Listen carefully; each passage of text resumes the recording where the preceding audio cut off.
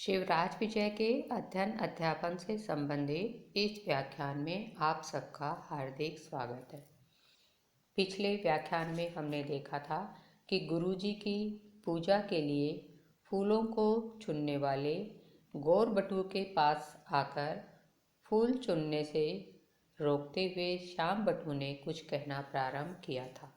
श्याम बटू ने क्या कहा यह हम इस व्याख्यान में पढ़ेंगे। श्याम बटू ने गौरबटू को कहा, अलम भो अलम, अरे भाई बस, मयि पूर्वम अवचितानि कुसुमानि, मेरे द्वारा पहले ही फूल चुन लिए गए हैं। मेरे द्वारा पहले ही फूलों को तोड़ लिया गया है या चुन लिया गया है। त्वं तु चिरम रात्राव जागरी रीति क्षिप्रम न उत्थापित है। कारण बताया कि तुमको क्यों नहीं उठाया, क्योंकि तुम तो रात्रि में चिरम अजागरी बहुत देर तक जाग रहे थे। इति इस कारण से क्षिप्रम न उत्थापित है, तुमको जल्दी नहीं उठाया गया। गुरुचरणा अत्र तड़ाग तटे संध्या उपासते, गुरुजी यहाँ तालाब के किनारे पर संध्या उपासना कर रहे हैं। संस्थापिता मया निखिला सामग्री तेषाम समीपे, मेरे द्वारा समस्त पूजा की सामग्री उनके समीप संस्थापिता रख दी गई है। याम च सप्तवर्षकल्पाम यावंत्रासेन निःशब्दं रुदतीं परम सुंदरीं कलित मानव देहामिव सरस्वतीं सांत्वयन् मरंद मधुरा अपहपायन् कंदखंडानि पूजयन् त्वं त्रियामाया याम त्रयम् अनैषि सेयम् अधुना स्वपिति उद्बुद्ध च पुनस्तथैव रोदिष्यति तत्परिमार्गनीयान्य तस्याः पितरौ गृहं च। आगे बताया कि तुमने पूरी रात्रि कैसे व्यतीत कर दी थी, तो उसका वर्णन यहाँ किया जा रहा है कि याम च सप्तवर्ष कल्पाम, जिस लगभग 7 वर्ष वाली, याम जिस लगभग सप्तवर्ष कल्पाम 7 वर्ष वाली, यावंत्रासेन निःशब्दम रुदती, और यवन के भय से बिना आवाज के ही रोने वाली, परम सुंदरी परम सुंदरी, कलित मानव देहामिव सरस्वती, मानव देह धारण करने वाली मानो सरस्वती के समान, मानव देह के रूप में मानो सरस्वती स्वरूपा कन्या को सांत्वयन शांत करते हुए, मरंत मधुरा अपहपायन पुष्परस से मीठे जल को पिलाते हुए। जल कैसा था? मरंत, जो पुष्परस से मधुरा मीठा था, तो पुष्परस से मीठे जल को पिलाते हुए, कंदखंडानी भोजन, तथा कंद के टुकड़ों को खिलाते हुए। कंद एक विशेष प्रकार का खाद्य होता है ऋषि मुनियों का, तो उस कंद के टुकड़ों को खिलाते हुए तुमने त्रियामाया 3 पहर वाली रात्रि, त्रियामा कहते हैं रात्रि को, तो रात्रि के याम त्रयम अनैषि 3 प्रहर व्यतीत कर दिए थे। सा इयम, वह कन्या, अधुना इस समय स्वपिति सो रही है।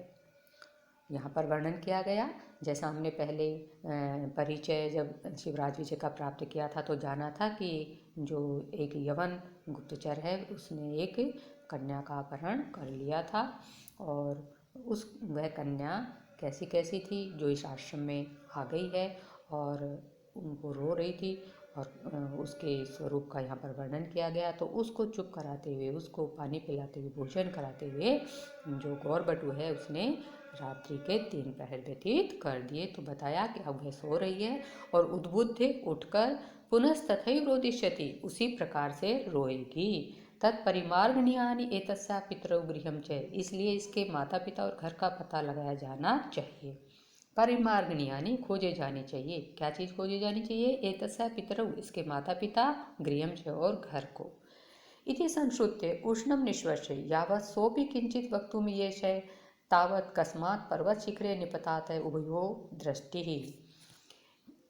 श्याम बटू की इस बात को सुनकर उष्णम निश्वस्य, कुछ गर्म सांस छोड़कर, यावत जब, स अपि, उस गौरबटू ने भी, किंचित वक्तुम ईयस, कुछ कहना चाहा, तावत तब, कस्मात पर्वत शिखरे, किसी पर्वत की शिखर पर, पर्वत की चोटी पर, उभयो दृष्टि निपतात है, दोनों की नज़र गिरी।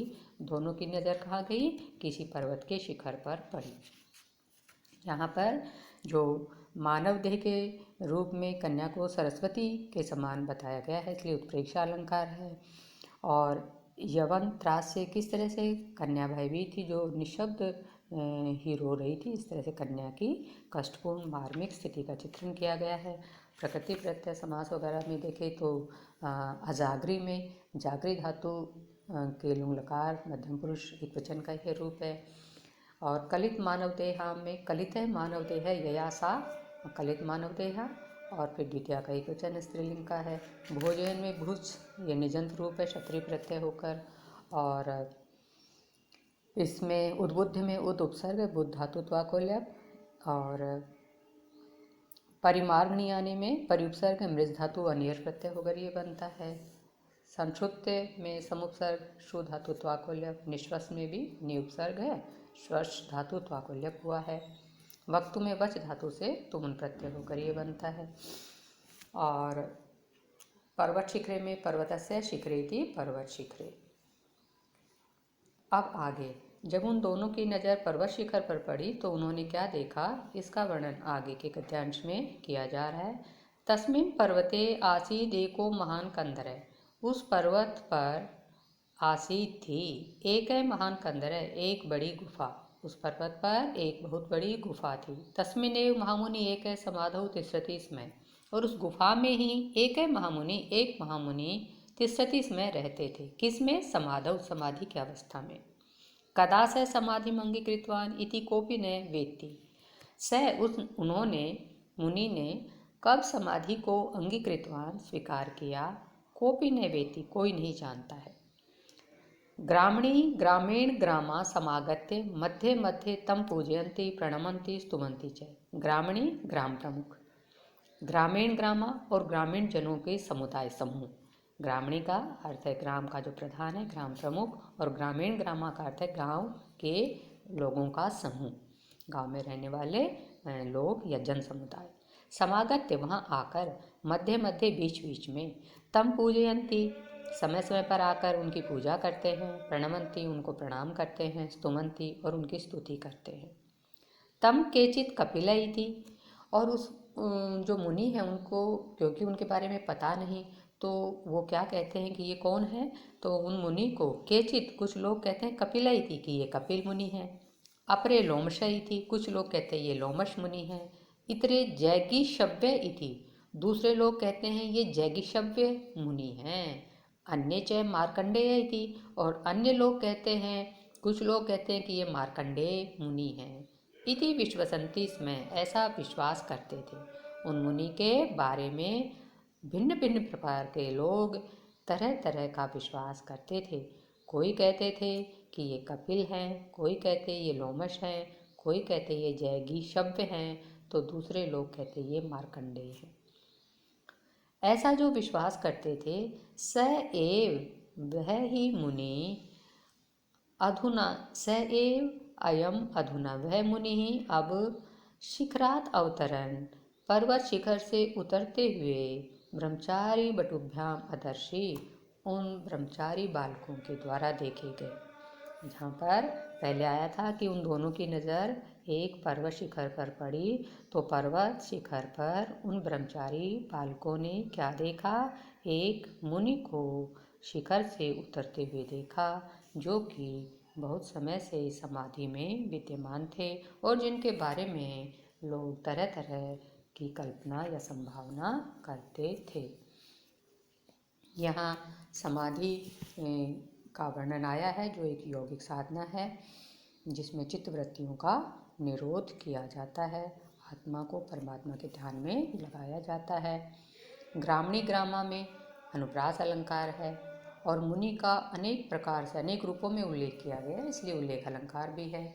यहाँ पर मुनि का वर्णन जो है समाधि अवस्था का किया गया है, इसलिए शांत रस है। और यहाँ आया कि समागत्य आकर, तो यहाँ पर सम उपसर्ग है और आंग उपसर्ग है, फिर गम धातु त्वाकुल्यप हो गया है। और यहाँ पर